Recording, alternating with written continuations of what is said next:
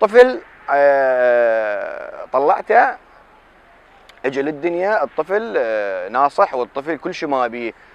فالطفل مفتوح عليه اكسجين زايد بشهاده الدكتوره.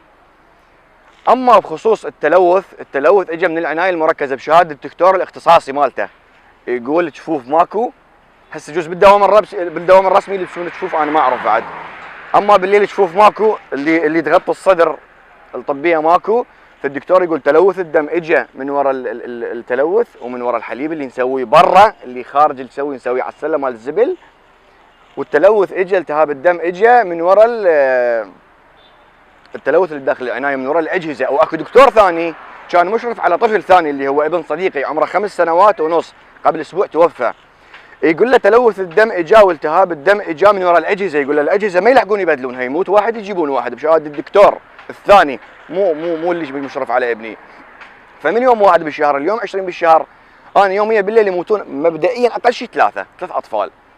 فيعني انا من الناس ابني 19 يوم توفى، اللي بي التهاب الدم توفى، ابني مفتوح عليه اكسجين مطقين الرئتين توفى، اللي عنده سداد بصمام توفى، اللي عنده سعال ديك توفى، اللي ابن صاحبي اخير شيء تعرفت عليه عجز بالكلى صار بيه التهاب الدم توفى.